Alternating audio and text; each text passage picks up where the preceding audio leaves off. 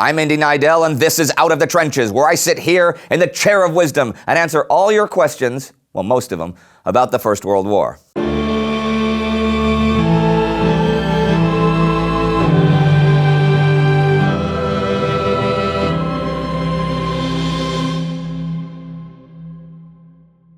Vino Nanagas from Patreon writes, "Hi, Indy, Flo, and the Great War team." Yes, that's an exclamation mark. He actually wrote that in. Cool.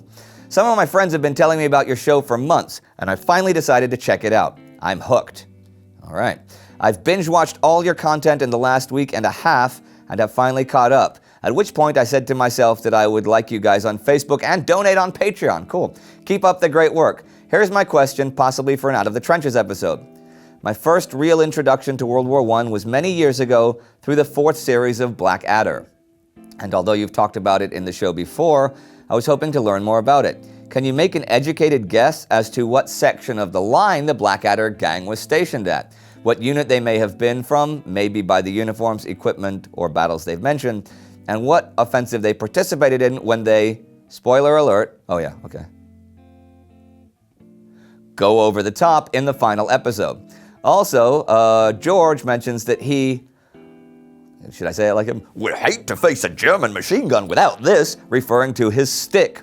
Was the swagger stick actually used in combat, or was this just a little dark humor about the madness of the war? Swagger sticks were actually part of the British off-duty dress uniform, although were more likely to be seen with the higher British officers. They were usually made of polished wood with a crusted metal head that showed the regimental badge. They were a bit shorter than like a regular cane and usually were seen as a symbol of authority. As an artifact of the Victorian era, the idea behind it was to uplift the soldier's status and to give him a token of respect. So the show really rather hinted at the depiction that no officer of the British Army is complete without his swagger stick. It was part of the gentleman status officers often pursued, and being properly dressed was part of that mindset. Since it was part of the dress uniform and not the actual combat uniform, soldiers and officers would leave their sticks safely stored somewhere before going into battle.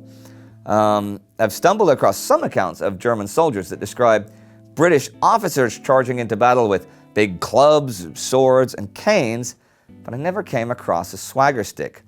As for your other Blackadder questions, I'll tell you what, I'll get back to you on that on another Out of the Trenches, because we'll do a little research into that, see if we can figure it out. Barish D. Bakir writes, "Hey Indy and the Great War team." Hey. "Firstly, I want to say that I really like your show and that I watch every episode with anticipation.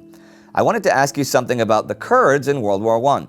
My mother is of Kurdish descent, and she always tells me stories her grandfather told her about World War I and the Kurdish population in Turkey actually fought on the side of the Ottomans because they promised them that the Kurds would get their independence from the Ottomans if the war would be won."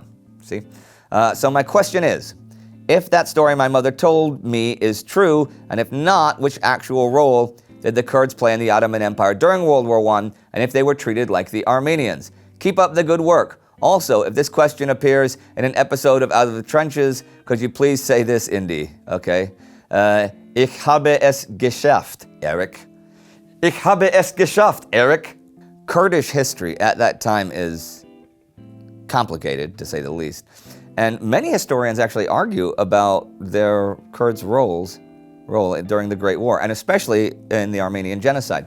Many Kurds welcomed the rise of the Young Turks because, as you say, they believed in their promises that the Kurdish territories would be granted more autonomy.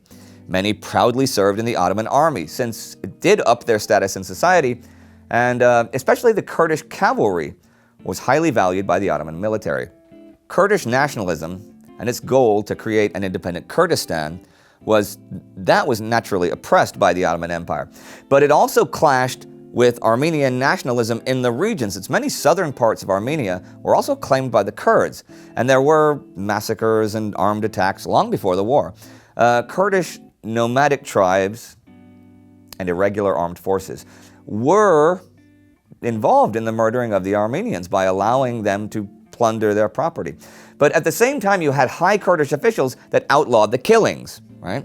And many Kurdish families sheltered refugees or helped them cross the border. Armenian refugees helped them cross the border.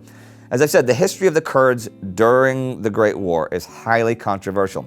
But I think it's safe to say that it is shaped by the events around them. The Kurds were dragged into the war in the same way they were dragged into the Armenian genocide. Not as a major player, but at the same time, not really as innocent bystanders either. Daniel Gassimian writes, "Hi, Mr. Indy. I don't know if this is a correct way to ask a question for Out of the Trenches, but it's worth trying." Well, it worked. "I have recently dug in more about the catastrophic Russian defeat at the Battle of Tannenberg, and what I couldn't understand was if there were major rivalries inside the Russian high command and how the Russian commanders in Tannenberg had failed in coordinating their forces properly. Also, I love your videos about the Great War. It has been always a habit of mine to find out more about the war's historical events." The Battle of Tannenberg. I've read about it many times, and every time I try to wrap my head around how the German army managed to come out victorious. At the first encounter, they were way outnumbered and outgunned. Their first commanders panicked, their ranks broke formation and retreated. And despite all that, they turned it around and lured the second Russian army under Samsonov into a trap, destroying it in the end. Rivalry inside the Russian high command was by no means a new thing. And a lot of it did stem from the catastrophic Russian defeat in the Russo-Japanese War in 1905. The whole Russian military had lost large amounts of prestige because of the defeat, and nobody wanted to really bear the blame. Rennenkampf, who led the First Army, was accused back then by Samsonov, who now commanded the Second Army at the beginning of the Great War, that he deliberately had refused to assist him in the Battle of Mukden. Both were not only rivals, they hated each other, and those grudges still existed in 1914. Both armies did little to support each other. Maybe in the end it was the difference of quality professional leadership. Ludendorff and Hindenburg had their differences on the German side, but instead of just not talking to each other because of differing opinions or personal grudges, they came to an agreement and chose to follow a common course of action. There's a lesson to be learned there. Actually, if you'd like to see our episode about the Battle of Tannenberg, you can click right here, and you should like us on Facebook and follow us on Twitter and tell all your friends and your family about us. See you next time.